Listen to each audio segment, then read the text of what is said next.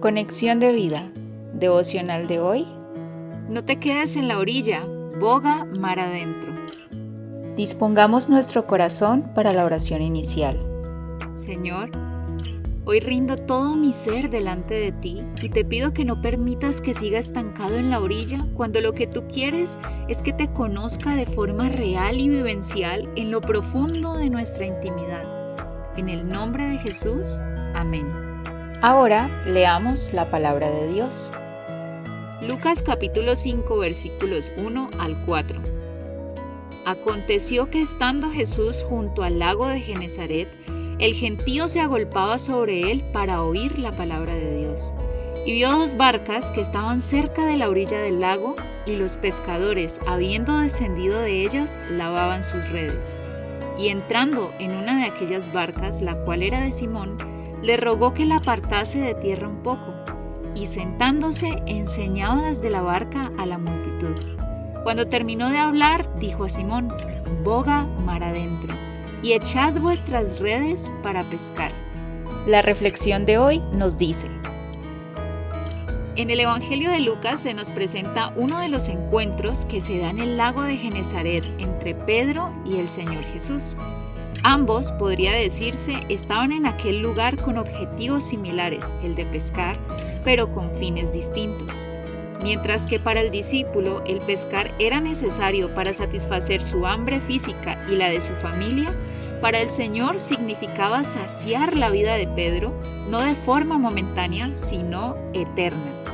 ¿Pero cómo sucedería esto? Si observamos las Escrituras, nos daremos cuenta que Jesús sube intencionalmente a la barca de Pedro, tanto para enseñarle a la multitud, como también al que en instantes comenzaría a ser uno de sus seguidores. La Biblia no nos relata sobre qué predicó Jesús, porque el verdadero mensaje que quiere revelarnos no está en la orilla, sino mar adentro.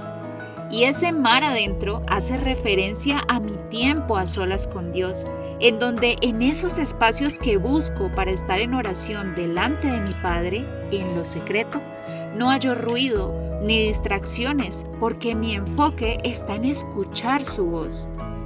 Claramente el Señor lleva a Pedro a ese lugar para revelarle su poder, para mostrarle quién es Él y cuál es el propósito por el cual están allí. Y el propósito es que Pedro pueda entender que para conocer a Dios y ver su poder, necesita primero despojarse de sus razonamientos limitados, de su capacidad intelectual y o física y comenzar a andar por fe.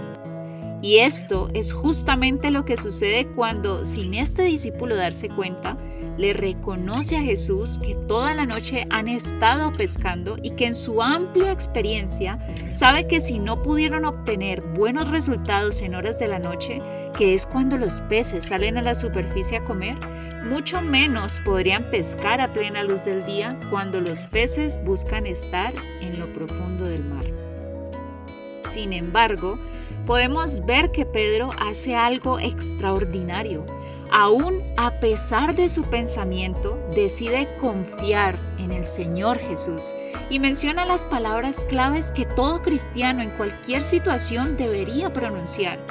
Mas en tu palabra echaré la red. Lucas capítulo 5 versículo 5 parte B.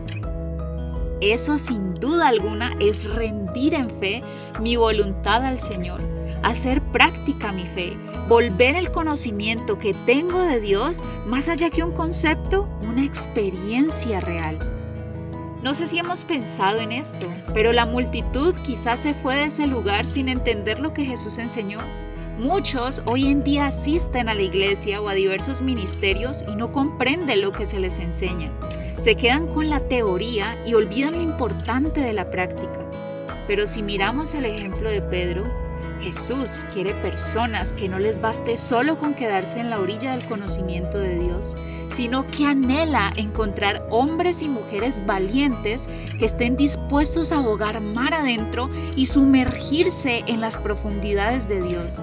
Aquellos que verán con sus propios ojos al Señor y lo que Él es capaz de hacer.